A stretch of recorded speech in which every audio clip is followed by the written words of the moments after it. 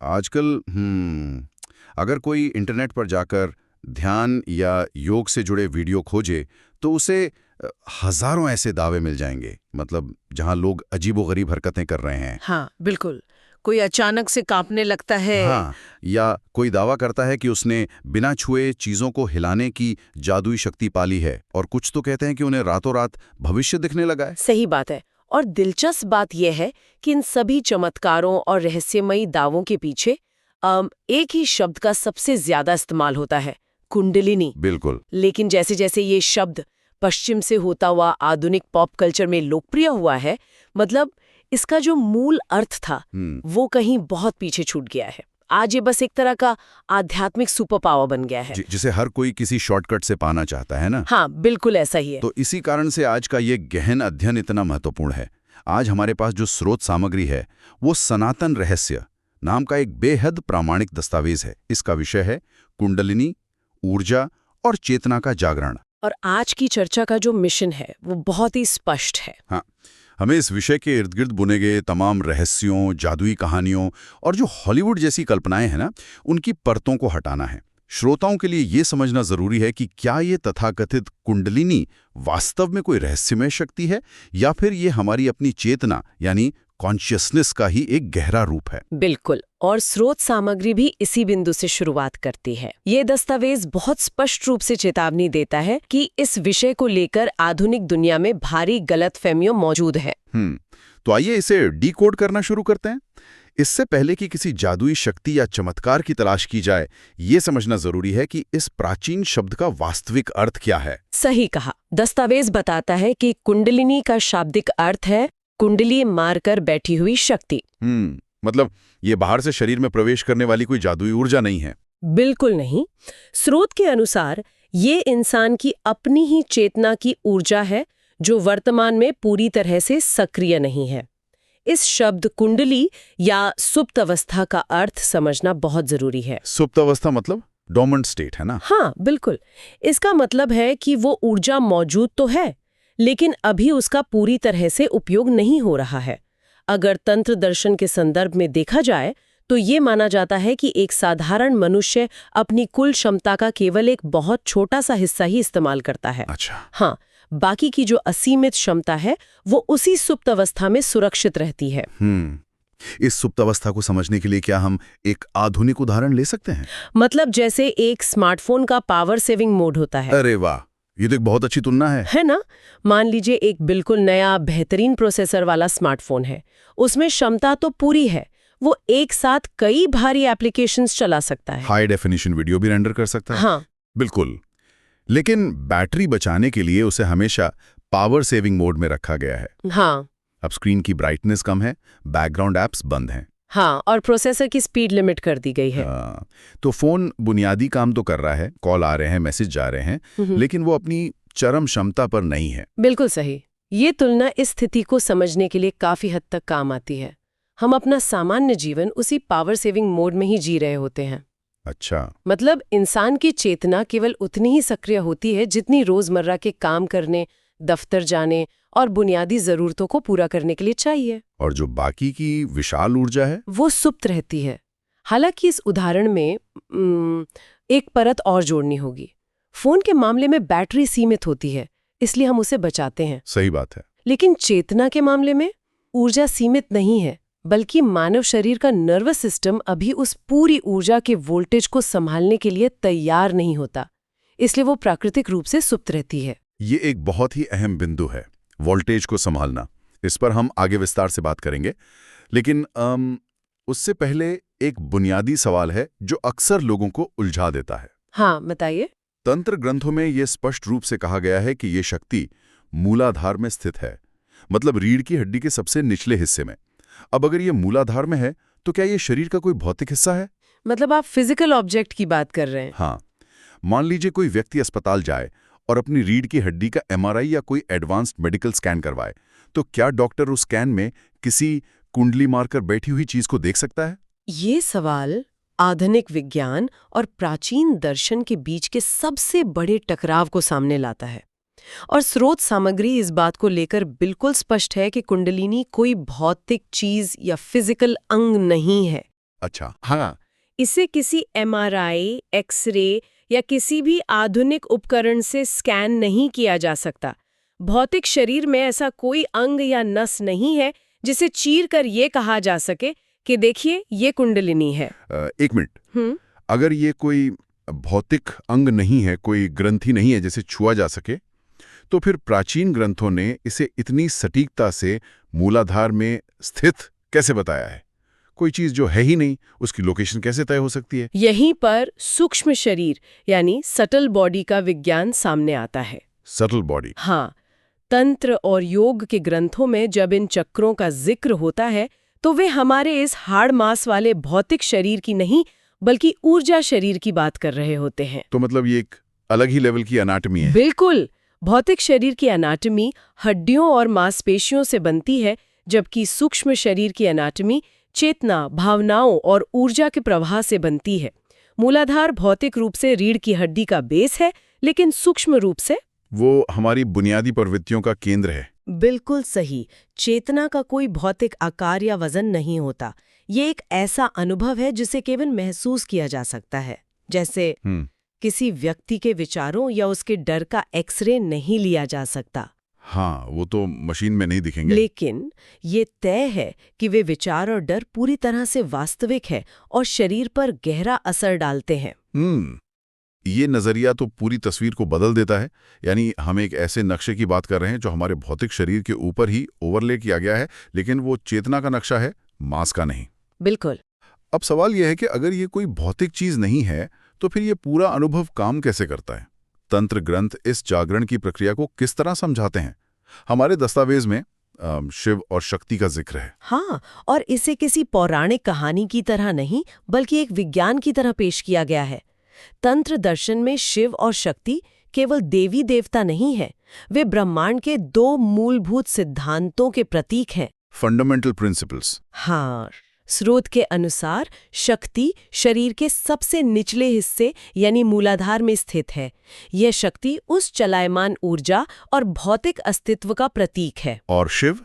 वहीं शिव जो परम चेतना और पूर्ण स्थिरता का प्रतीक है, वो सबसे ऊपरी हिस्से यानी सिर के शीर्ष पर स्थित सहस्रार में मौजूद है। तो एक तरह से हम कह सकते हैं कि शक्ति जो डायनामिक ऊर्जा है वो नीचे है और शिव जो शुद्ध और स्थिर चेतना है वो ऊपर है। हाँ, और तंत्र का पूरा विज्ञान इसी सिद्धांत पर काम करता है कि जब तक चेतना केवल मूलाधार तक सीमित रहती है, इंसान उसी पावर सेविंग मोड में रहता है। और जब वे मिलते हैं, जब ये सुप्त ऊर्जा जागृत होकर रीढ़ के मार्ग से ऊपर उठती है और सहस्रार में शिव से मिलती है, तब जागरण घटित होता है।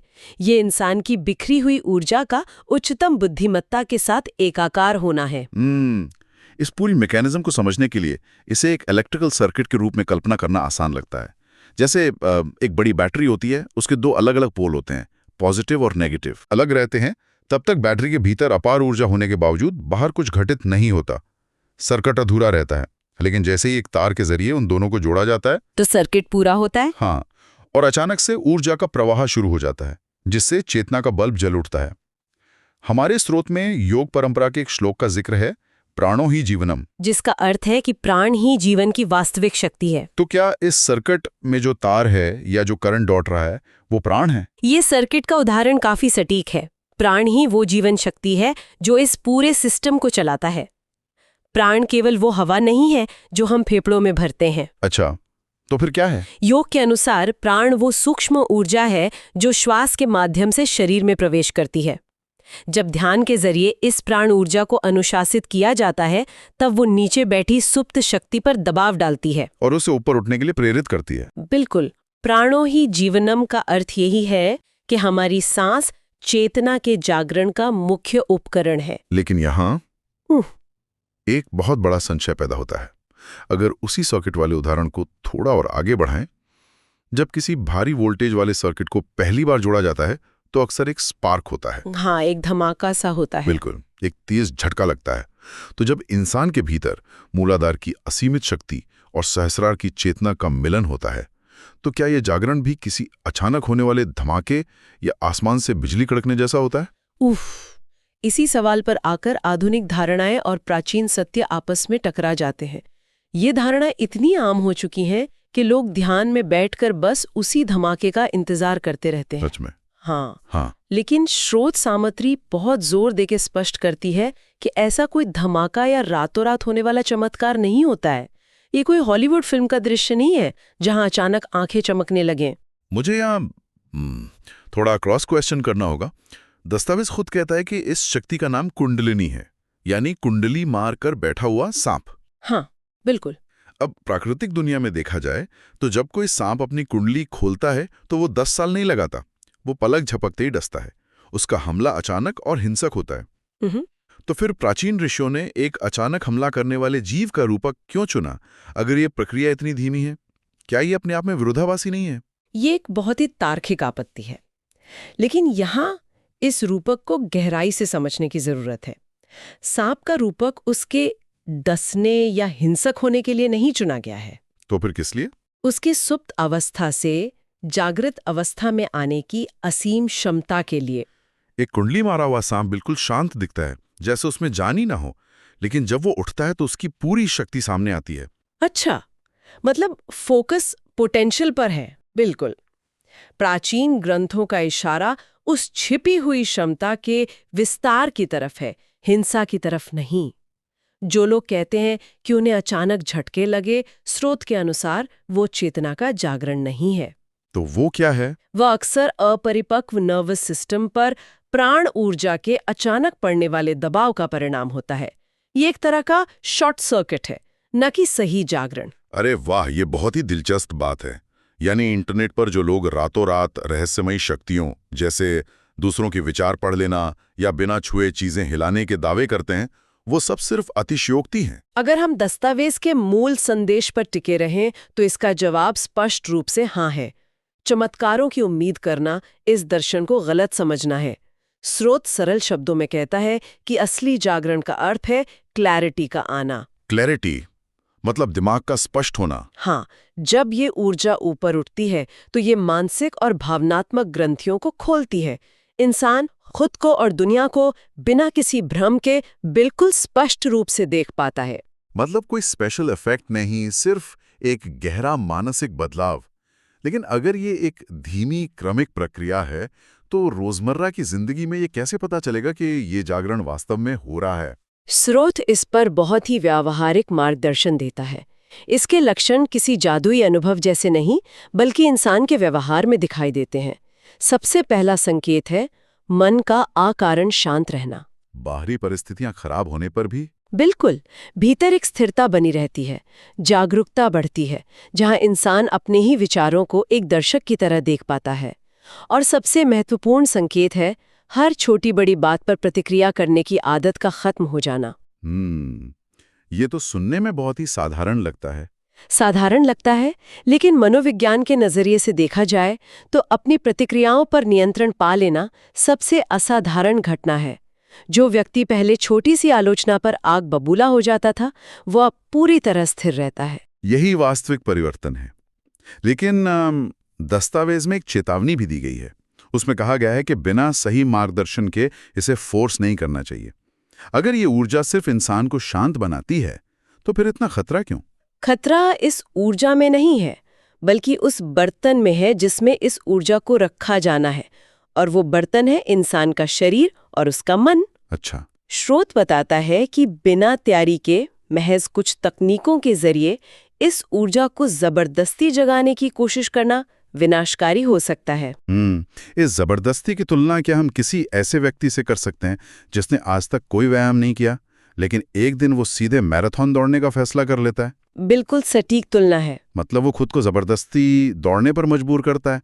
जाहिर है उसे कोई मेडल तो नहीं मिलेगा, बल्कि उसकी मांसपेशियां फट जाएंगी और वो अस्पताल पहुंच जाएगा। बिल्कुल। और मानसिक रूप से भी यही होता है।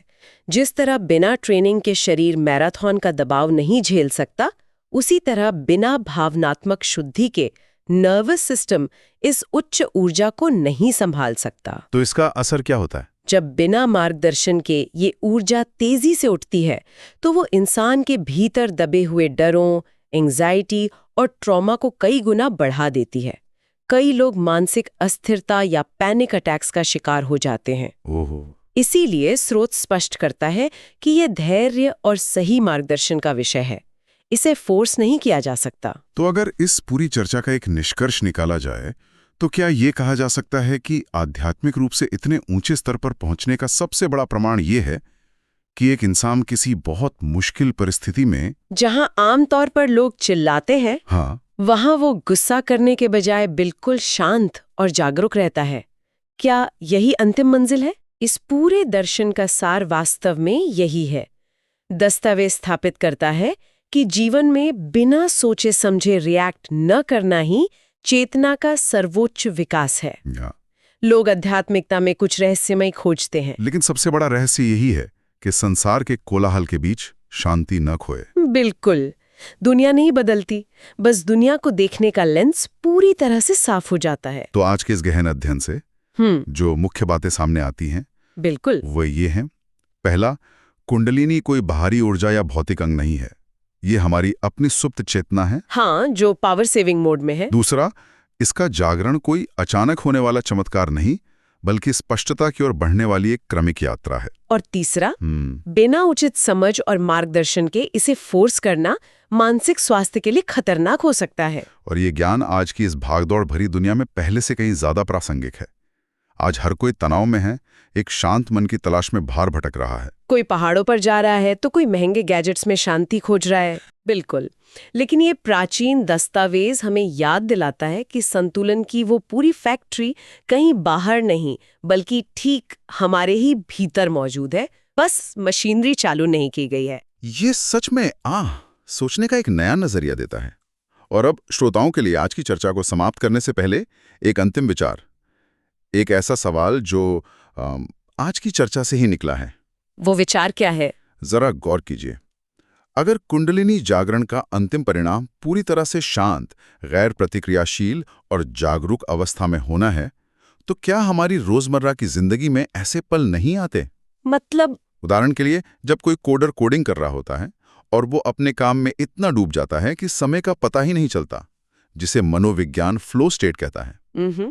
या फिर किसी गहरे संकट के समय जब इंसान का दिमाग घबराने के बजाय अचानक बिल्कुल शांत हो जाता है और सेकंड के 100वें हिस्से में सही निर्णय लेता है।